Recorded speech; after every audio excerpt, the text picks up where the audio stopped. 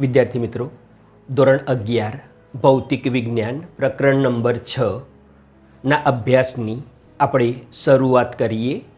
તો આ જે આપણું પ્રકરણ છે એમાં 3 ભૌતિક રાશિઓની આપણે ચર્ચા કરવાની છે. જેમાંથી પ્રથમ જે ભૌતિક રાશિ છે એ છે કાર્ય, બીજી ઉર્જા અને ત્રીજી જે છે એ પાવર. તો આ પૈકી આપણે આજે કાર્યને સમજવાનો પ્રયાસ કરીએ. તો વ્યવહારિક ભાષામાં આપણે વ્યક્તિની શારીરિક અને માનસિક જે પ્રવૃત્તિ હોય છે એને કાર્ય કહેતા હોઈએ છીએ. આપણે સ્કૂલ બેગ ખભે ઊંચકીને સ્કૂલે જઈએ, વર્ગખંડમાં કે ઓનલાઈન ભણતા હોઈએ અથવા સતત બેઠા બેઠા વાંચતા કે લખતા હોઈએ અને કદાચ આપણને એવો વહેમ થાય કે આપણે બહુ કામ કે કાર્ય કર્યું, તો આપણો એવો વહેમ જો હશે તો એ દૂર થશે. ફક્ત આપણી જ વાત નથી, પૃથ્વી આટલા વર્ષોથી સૂર્યની આસપાસ અવિરતપણે ચક્કર મારે છે, છતાં ભૌતિક વિજ્ઞાનની દૃષ્ટિએ કાર્યના નામે શૂન્ય. આવું કેમ? એનો ઉત્તર આજે આપણને ભૌતિક વિજ્ઞાનની દૃષ્ટિએ કાર્યની સમજૂતીમાં મળી જશે. વિદ્યાર્થી મિત્રો, પ્રથમ આપણે અચળ બળની અસર હેઠળ થતા કાર્યની ચર્ચા કરીએ, જેમાં આપણે 2 પરિસ્થિતિઓનો વિચાર કરીશું. નંબર 1, સ્થાનાંતર બળની દિશામાં હોય ત્યારે, અને નંબર 2, સ્થાનાંતર બળની દિશામાં ન હોય ત્યારે. આપણે પ્રથમ પરિસ્થિતિનો વિચાર કરીએ કે સ્થાનાંતર બળની દિશામાં હોય ત્યારે. તો એ આકૃતિમાં જે બ્લોક દર્શાવ્યો છે એ બ્લોક પર આ દિશામાં બળ F લાગે છે અને એ બળની અસર હેઠળ આ જે બ્લોક છે એનું સ્થાનાંતર D જેટલું થયેલું છે, જે બળની દિશામાં છે. તો અહીં આના માટે આપણે અજમાયશી ધોરણે કાર્યને એ રીતે વ્યાખ્યાયિત કરી શકીએ કે બળના મૂલ્ય અને બળ લાગતું હોય તે સમયગાળા દરમિયાન થતા સ્થાનાંતરના ગુણાકારને કાર્ય કહે છે. એટલે ટૂંકમાં કાર્ય બરાબર બળ ગુણ્યા બળની દિશામાં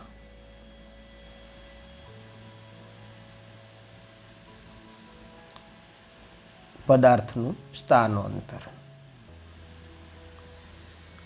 આને સૂત્રના સ્વરૂપમાં આપણે આ રીતે લખી શકીએ કે કાર્ય, જેનો સંકેત W બરાબર બળ એટલે કે F અને સ્થાનાંતર આપણે D તરીકે લીધેલું છે.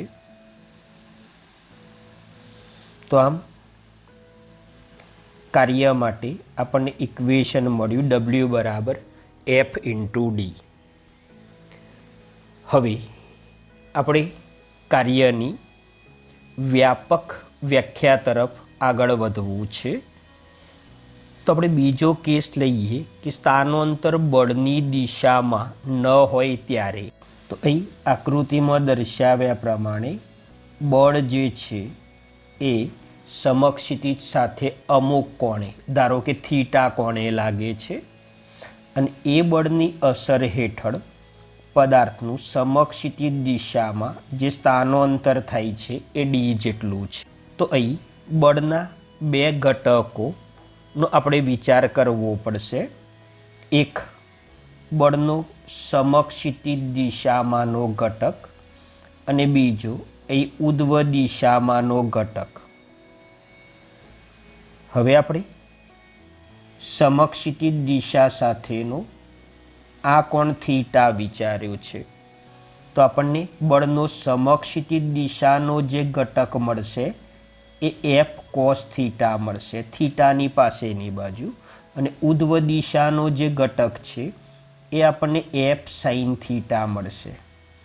હવે આ જે ઘટક આપણને મળ્યો ઉધ્વ દિશાનો, એનો પદાર્થનું આ જે સમક્ષિતિજ દિશામાં સ્થાનાંતર થાય છે એમાં કોઈ ફાળો નથી.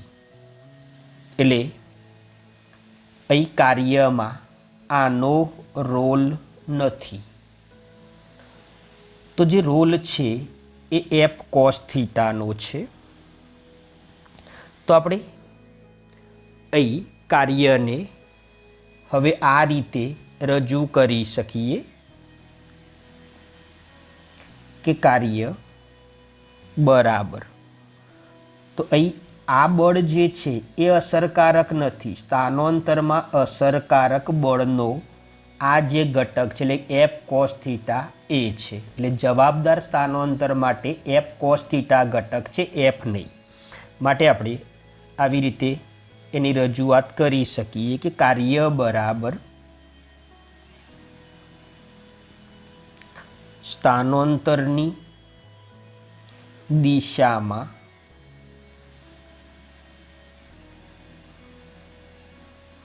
બળનો ઘટક ગુણ્યા સ્થાનાંતર.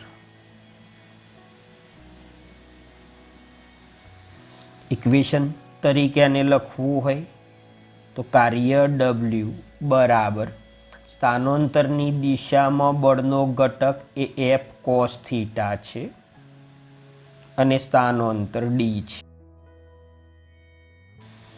હવે એક વસ્તુ આપણે અહીં સમજી લઈએ કે અહીં જે આ બળ એફ છે, સ્થાનાંતર D માટે પૂરેપૂરું આ બળ જવાબદાર નથી.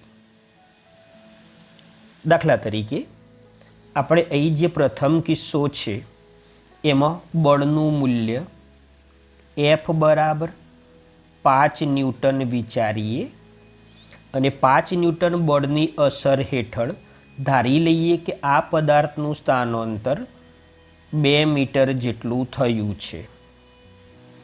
તો હવે કાર્ય પ્રથમ કિસ્સામાં આપણને જે મળશે એ બળ ગુણ્યા સ્થાનાંતર, એટલે 5 ગુણ્યા 2 બરાબર 10 ન્યૂટન ઇન્ટુ મીટર. અત્યારે એકમ તરીકે હું ન્યૂટન ઇન્ટુ મીટર લખું છું, પછી આપણે એકમની ચર્ચા કરીએ છીએ. હવે આ કિસ્સામાં વિચારીએ આપણે કે માની લો કે અહીં પણ બળ 5 ન્યૂટન જેટલું છે અને સ્થાનાંતર 2 મીટર જેટલું છે. હવે અહીં બળ જે છે એ સમક્ષિતિજ સાથે થીટા બરાબર 60° કોણે લાગે છે. તો હવે એ પરિસ્થિતિમાં કાર્ય W બરાબર એફ એટલે કે 5 કોસ થીટા, તો થીટા 60° અને સ્થાનાંતર, તો અહીં કોસ 60ની કિંમત આપણે મૂકી દઈએ તો કાર્ય જે મળે છે 5 ન્યૂટન ઇન્ટુ મીટર મળે છે. એટલે આમાં બળનો રોલ સંપૂર્ણ હતો. આમાં બળ સંપૂર્ણપણે ભાગ ભજવતું નથી, ભાગ ભજવે છે એનો એફ કોસ થીટા ઘટક. હવે આ જ બાબતને આપણે બીજી રીતે રજૂ કરી શકીએ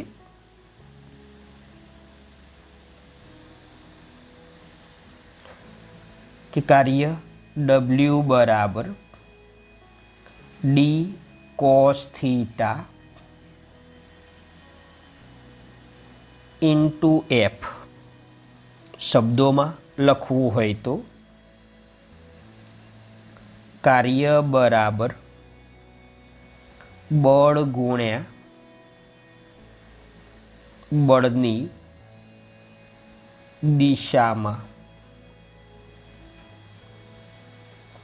સ્થાનાંતરનો ઘટક.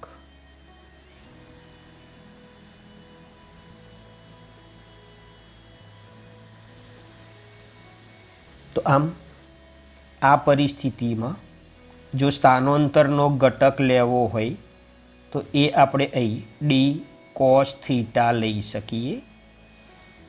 તો આને આ રીતે પણ રજૂ કરી શકાય. તો આ પરિસ્થિતિમાં કાર્યનું વ્યાપક સ્વરૂપ કાર્ય ડબલ્યુ બરાબર એફ ડી કોસ થીટા આપણને મળે છે. આને આપણે આ રીતે પણ લખી શકીએ કે સદિશ એફ ડોટ સદિશ ડી. અહીં બળ એ સદિશ રાશિ છે, સ્થાનાંતર એ સદિશ રાશિ છે, જ્યારે કાર્ય અદિશ રાશિ છે.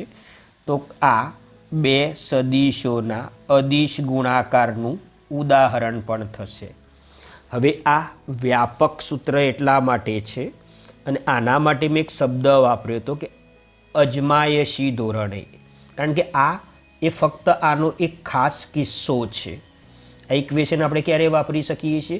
જ્યારે બળ અને સ્થાનાંતર એક જ દિશામાં હોય ત્યારે. તો આમાં થીટા બરાબર 0 મૂકીએ તો આપણને ઇક્વેશન મળવાનું છે. એટલે આ કાર્યનું વ્યાપક સ્વરૂપ માટે આપણે એવું કહી શકીએ વ્યાપક રીતે કે કાર્ય બરાબર બળ ગુણ્યા બળ લાગતું હોય તે દરમિયાન બળ વડે બળની દિશામાં થતું સ્થાનાંતર. વિદ્યાર્થી મિત્રો, હવે આપણે કાર્યના વિશિષ્ટ કિસ્સાઓની ચર્ચા કરીએ. તો કાર્યનું ઇક્વેશન આપણે મેળવી ચૂક્યા. કાર્ય ડબલ્યુ બરાબર સદિશ એફ ડોટ સદિશ ડી બરાબર એફ ડી કોસ થીટા. હવે કાર્ય જે છે એ અદિશ રાશિ છે. બીજું કે તેનું મૂલ્ય ધન, ઋણ કે શૂન્ય હોઈ શકે. તો પ્રથમ આપણે જે કિસ્સાની ચર્ચા કરવી છે એ કિસ્સો છે બળ અને સ્થાનાંતર એક જ દિશામાં. હવે બળ અને સ્થાનાંતર એક જ દિશામાં તો થીટા 0° થશે. તો આના માટે આપણે એક ઉદાહરણ વિચારીએ. તો મુક્ત પતન કરતો પદાર્થ. તો અહીં આકૃતિમાં એક મુક્ત પતન કરતો પદાર્થ આપણે દર્શાવેલ છે. તો આ બળ જે છે એની ગતિ અધો દિશામાં છે, એટલે એનું સ્થાનાંતર અધો દિશામાં અને એના પર લાગતું ગુરુત્વાકર્ષણ બળ જે છે એ પણ અધો દિશામાં. એટલે બળ અને સ્થાનાંતર વચ્ચેનો કોણ થીટા બરાબર 0 થશે. તો આ પરિસ્થિતિમાં કાર્ય ડબલ્યુ બરાબર એફ ડી કોસ 0. તો અહીં આગળ કાર્ય જે આપણને મળશે એ ધન મળશે. હવે આપણે બીજો કિસ્સો વિચારીએ કે જેમાં બળ અને સ્થાનાંતર પરસ્પર વિરુદ્ધ દિશામાં હોય. તો બળ અને સ્થાનાંતર પરસ્પર વિરુદ્ધ દિશામાં તો એમની વચ્ચેનો કોણ 180° થશે. હવે આપણે આના માટે એક ઉદાહરણ વિચારીએ કે એક દડાને આપણે ઉધ્વ શિરોલંબ દિશામાં ફેંક્યો છે. તો હવે એ દડાનું જે સ્થાનાંતર છે એ ઉધ્વ દિશામાં, પણ એના પર લાગતું જે ગુરુત્વાકર્ષી બળ છે એ અધો દિશામાં હશે. તો આ પરિસ્થિતિમાં બળ અને સ્થાનાંતર વચ્ચેનો કોણ 180 થશે. તો કાર્ય ડબલ્યુ બરાબર એફ ડી કોસ 180°. તો અહીં જે કાર્ય આપણને મળશે એ માઇનસ એફ ડી, એટલે કે આ કિસ્સામાં કાર્ય ઋણ મળે છે. તો પ્રથમ કિસ્સામાં ગુરુત્વાકર્ષણ બળ વડે પદાર્થ પર થતું કાર્ય ધન છે, જ્યારે બીજા કિસ્સામાં ગુરુત્વાકર્ષણ બળ વડે પદાર્થ પર થતું કાર્ય ઋણ છે. આપણે બીજું એક ઉદાહરણ લઈએ. તો ધારી લો કે અહીં એક વાહન જમણી તરફ ગતિ કરી રહ્યું છે. હવે અહીં જો વાહનની ગતિ પ્રવેગિત હશે તો વાહન પર એન્જિન વડે બળ લાગતું હશે. તો એન્જિન વડે લાગતું બળ એ સ્થાનાંતરની દિશામાં હશે અને એ પરિસ્થિતિમાં આપણને કાર્ય ધન મળશે જેના જેટલું હશે. પરંતુ માની લો કે કે હવે આ વાહનનો જે ડ્રાઈવર છે એ વાહનને બ્રેક મારે છે, તો એ પરિસ્થિતિમાં જે બ્રેકિંગ ફોર્સ લાગશે એ સ્થાનાંતરની અથવા તો વાહનની જે ઝડપ છે એની વિરુદ્ધ દિશામાં લાગશે. તો આ બ્રેકિંગ ફોર્સના લીધે જે કાર્ય મળશે એ ઋણ મળશે. અને બીજું, જો આપણે ઘર્ષણ બળનો વિચાર કરીએ તો ઘર્ષણ બળ પણ આપણને વાહનનું જે સ્થાનાંતર છે એની વિરુદ્ધ દિશામાં મળશે. એટલે ઘર્ષણ બળ વડે થતું કાર્ય તો એ પણ આપણને ઋણ મળશે. હવે આપણે શૂન્ય કાર્યના કિસ્સાઓ જોઈએ. તો બળ F બરાબર 0 અને અથવા સ્થાનાંતર D બરાબર 0, તો આ પરિસ્થિતિમાં જે કાર્ય છે એ શૂન્ય થશે. દાખલા તરીકે અહીં એક સમક્ષિતિજ સપાટી છે અને એ સપાટી ઘર્ષણ રહિત છે અને એના પર કોઈ બ્લોક અચળ ઝડપથી ગતિ કરે છે. તો હવે અચળ ઝડપથી ગતિ કરતાં આ બ્લોક પર લાગતું બળ જે છે એ 0 છે. તો એ પરિસ્થિતિમાં અહીં આ બ્લોક પર થતું કાર્ય 0 હશે. હવે D બરાબર 0, તો ધારી લઈએ કે આપણે કોઈ દિવાલને ધક્કો મારી રહ્યા છીએ. તો દિવાલને આપણે ધક્કો મારીએ તો દિવાલ ઉપર આપણે બળ તો લગાડીએ છીએ પણ દિવાલનું સ્થાનાંતર થતું નથી. તો એ સંજોગોમાં પણ કાર્ય 0 હશે. હવે આ રીતે એક દોરી સાથે આપણે એક બ્લોકને લટકાવેલ છે. તો આ જે દોરી છે એમાં તણાવ બળ હશે અને બ્લોક પર ગુરુત્વાકર્ષણ બળ લાગતું હશે. તો હવે આકૃતિમાં દર્શાવેલ પરિસ્થિતિનો વિચાર કરીએ તો એ દોરી સાથે એક બ્લોક લટકાવેલ છે. તો દોરીમાં તણાવ બળ છે અને બ્લોક પર એની વિરુદ્ધ દિશામાં અહીં વજન બળ લાગે છે. તો અહીં બળ હાજર છે પણ બ્લોકનું સ્થાનાંતર થતું નથી, તો કાર્ય 0 છે. હવે બીજી એક પરિસ્થિતિનો આપણે વિચાર કરીએ. બળ 0 હોય તો પણ કાર્ય 0, સ્થાનાંતર 0 હોય તો પણ કાર્ય 0 અને બંને 0 હોય તો પણ કાર્ય 0.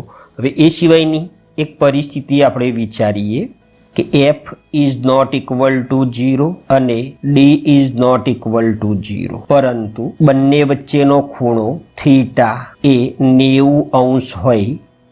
ભલે બળ હાજર છે, સ્થાનાંતર થાય છે, પણ બંને વચ્ચેનો કોણ 90° હોય તો એ સંજોગોમાં કાર્ય W બરાબર FD cos 90° બરાબર આપણને 0 મળશે. એટલે કાર્ય ધન પણ હોય, ઋણ પણ હોય અને શૂન્ય પણ. તો હવે આપણે આનું ઉદાહરણ વિચારીએ. તો અહીં એક કુલી માથા પર પેટી ઊંચકીને ચાલી રહ્યો છે. તો કુલીનું જે સ્થાનાંતર એટલે કે પેટીનું જે સ્થાનાંતર છે આ દિશામાં થશે, પણ પેટી પર લાગતું જે બળ છે એ અધો દિશામાં છે. એટલે કે સ્થાનાંતર આ દિશામાં અને બળ આ દિશામાં.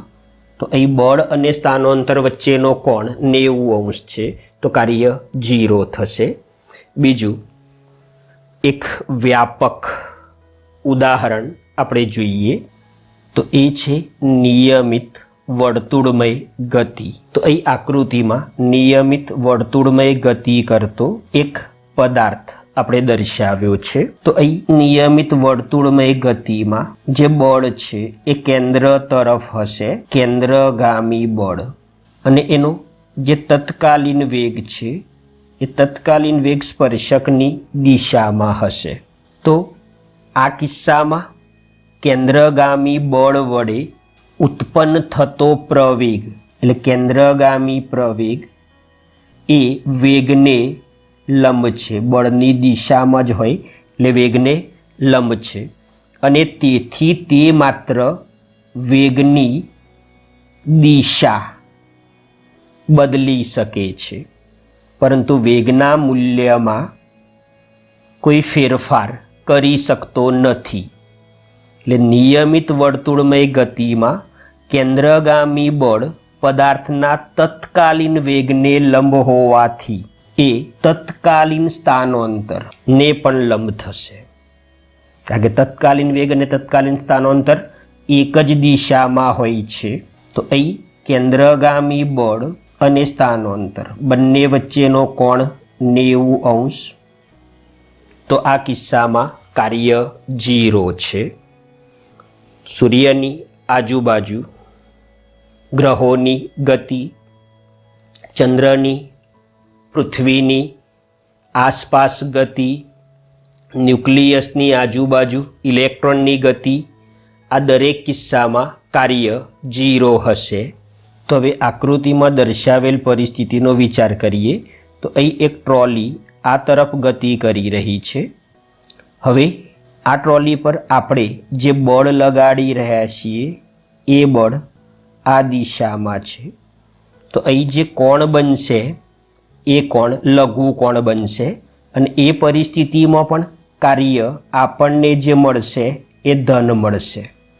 તો આપણે અહીં એવું કહી શકીએ કે 0 થી 90 કરતો નાનો, 0 સહિત પણ 90 કરતો નાનો, એટલે લખવું હોય તો આપણે આ રીતે લખી શકીએ 0° less than or equal to theta less than 90°.